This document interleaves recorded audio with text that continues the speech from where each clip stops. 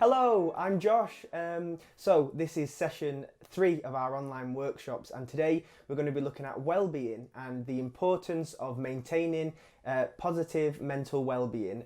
So I'll be sharing some tips, and we'll be talking through what's important to us, finding out what's important to us, and how we can deal with it sometimes when we're on a bit of a low. So first of all, we're going to talk about worries and solutions.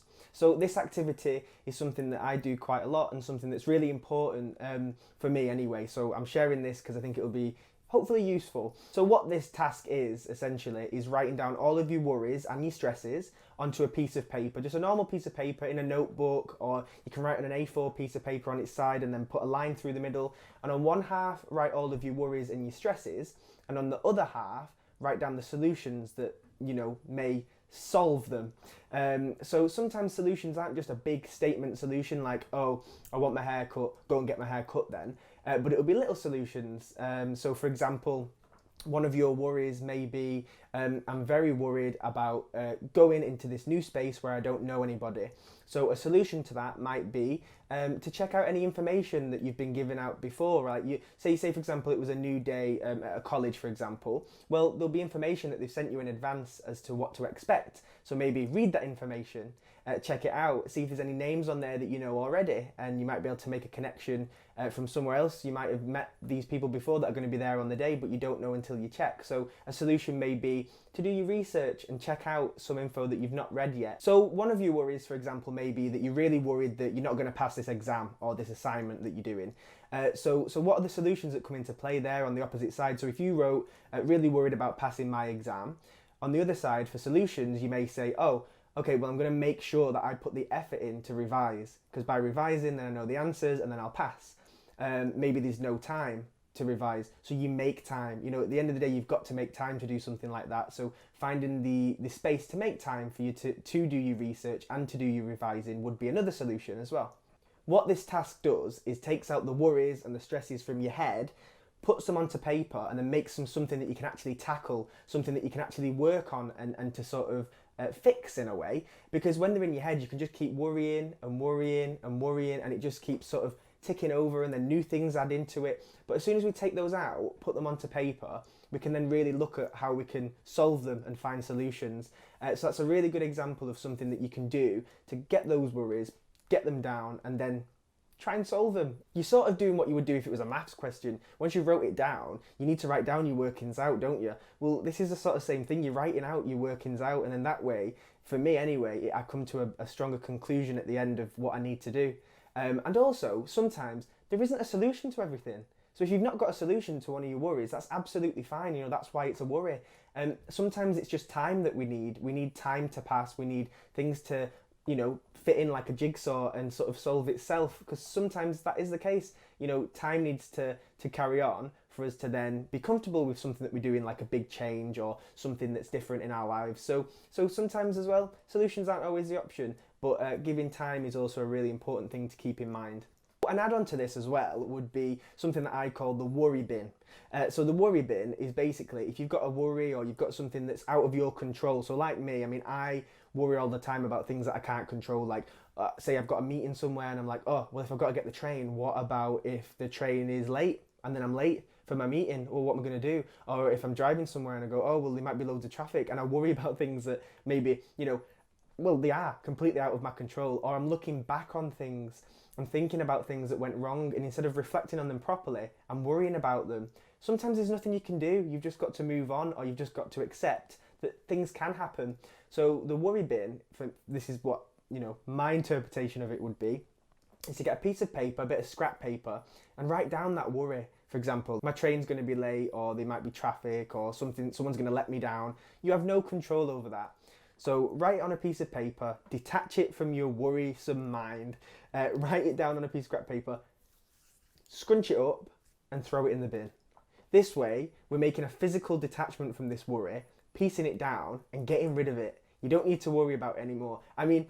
It depends how your brain works, if this is something that would work for you, but just try it out. If you're worrying about something coming up, write it down, scrunch it up and throw it away if it's something that's out of your control and that you can't work on.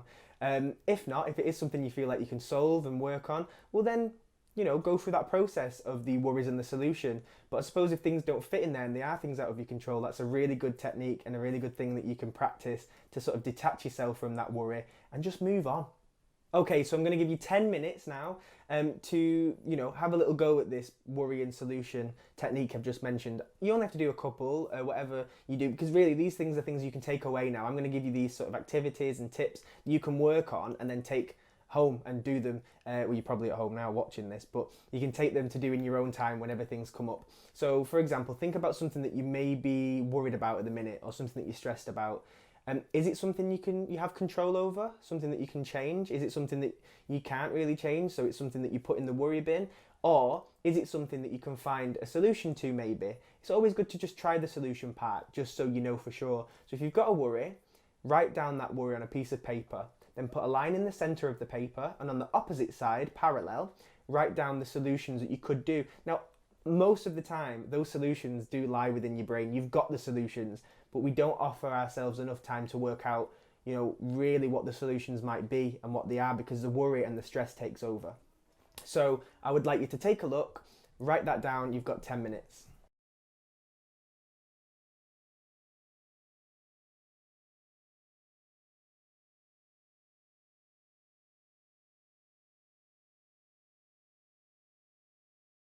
So now you've done that, hopefully you can build on it in your own time. You could maybe write some more down tomorrow, or whenever you've got these worries, you just write them down. Maybe you can have a note in a notebook that you've got that you can keep coming back to, where you have your worries and your solutions on, but it's something that you keep on doing, something that you can come back to. Okay, so next we're looking at gratitude, and I call this activity a note to self.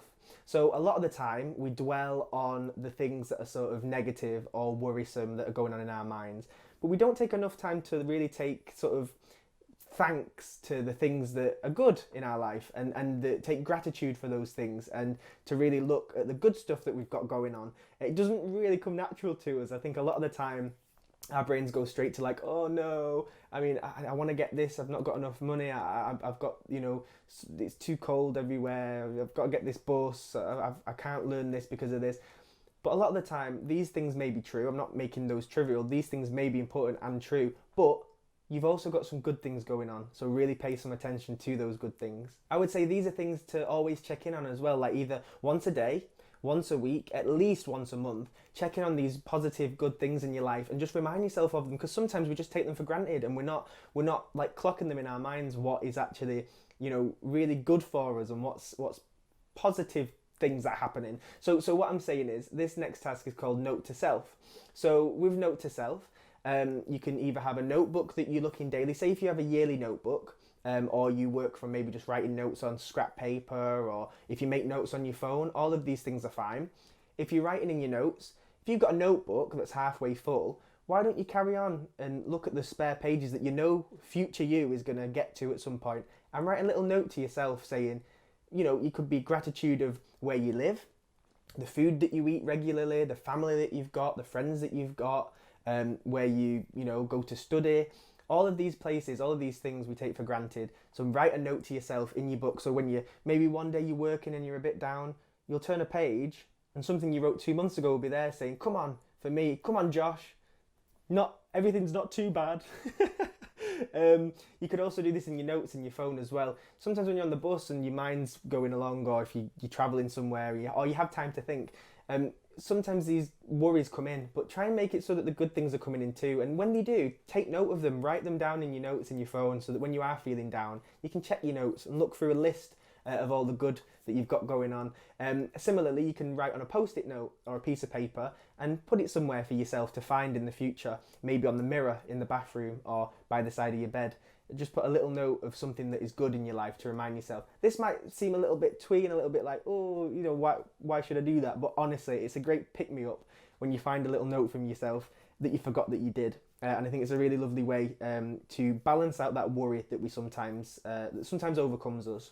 So I'm going to give you 10 minutes again for this activity. I want you to write a note to yourself, or a couple of notes, how many it takes to do this. So pause the video, and I want you to look at all the different things that you could write to yourself. Really think about the positives in your life. I know that I've got a lovely roast dinner coming up soon. So I mean, I'm very grateful of that food, and I'm not taking it for granted.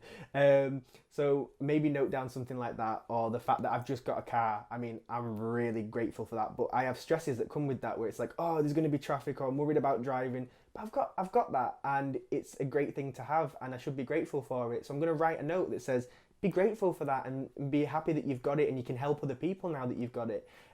So write yourself a little note. It may be, I'm really grateful for this new coat I've got. It can be silly things like that. And then when you find them, you can go, yeah, you know what?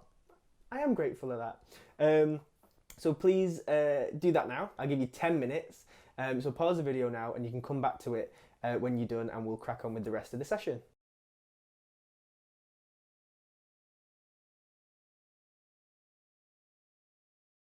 So the next little thing we're going to be looking at is quite simple and quite basic, but it sometimes needs someone to tell you for you to really get it to sink in. But it's as simple as do the things that you love doing.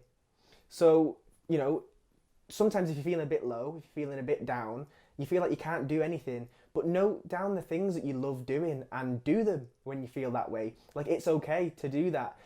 If things get too much and you get too stressed about it, if the thing that you like doing is sit and watch a YouTube video, sit and watch a YouTube video. If it's sit and read a book, read a book. If it's to go for a walk, go for a walk if you can.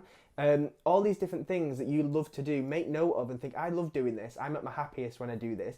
And then when you do feel a bit low, find the time to do them and give that time to yourself. It's as simple as that. One thing might be talking to friends, and I know at the minute we can't really talk to our friends as much as we did, but you can also send them a message. You can maybe give them a call. There's things that we can do, and it's like, don't just put it off because there may be a little barrier in the way. Really think about making that effort, because I mean, when it comes to friendships and stuff, I know that I sometimes don't message friends because I feel like, oh, I don't want to bother them, but a lot of the time they're quite happy to get a call, and I definitely am when somebody calls me. So you don't have to think about things like that. If it's something you enjoy doing, go for it and enjoy doing it. Give that time to yourself.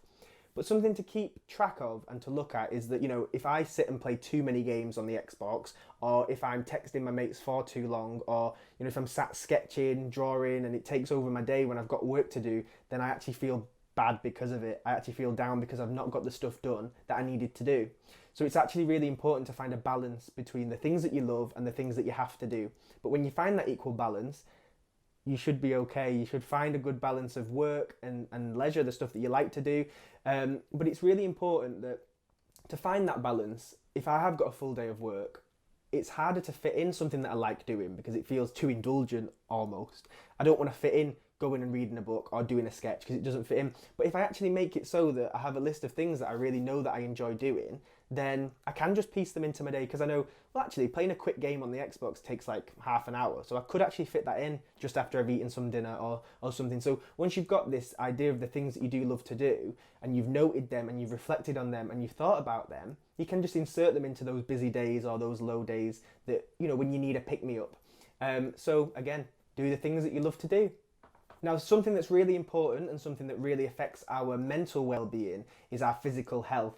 And so, eating really well helps your well-being, getting exercise really helps as well. So make sure you have time to do that and look after yourself. If you feel like you've eaten a big burger for the 4th time in a week and it's making you feel a bit, don't eat that burger again in the week. Think about yourself. What goes into your body is really important when it affects your mental well-being. But without going into that in too much detail, I think in a simpler form, exercise and being active really helps our mindset, and especially a change of scenery does. So, if you've been working at the minute, I know a lot of people have been working from home, doing a lot of things, typing and staring at screens. Well, find time in your day to go for a little stroll in the neighborhood, around your house, in a park. There's things that we can do that changes the scenery, gets our legs moving, even having a stretch. I mean, getting up, having a stretch, being aware of that. I've been watching videos on YouTube which are quick little exercise videos which involve like press-ups and stuff like that. As long as you feel safe and comfortable that you can do those things and that you're being safe while you're doing it, well then these things are important to do. And I would say that these are the things that I am sometimes way too lazy to do as well. Like, I'll be sat there doing loads of work and I won't want to go and like do some stretches or go for a walk or anything because I can't be bothered. It's not even that it doesn't fit in my day, I just can't be bothered. Like, who has time for that? But it's about making time for it, because I guarantee that going for a little stroll or a little walk really does boost your well-being. Even if it's raining, which it is all the time, grab an umbrella, and if it's safe to do so, go for a little wander. I would just want to mention that because I really do think it's important. So with all those things in mind, all those activities and tips, if you are feeling that it is getting a bit too stressful and you are getting a bit too anxious and those tips are helping but they're not solving problems for you or worries that you have, well then what I'd advise is that you talk to someone.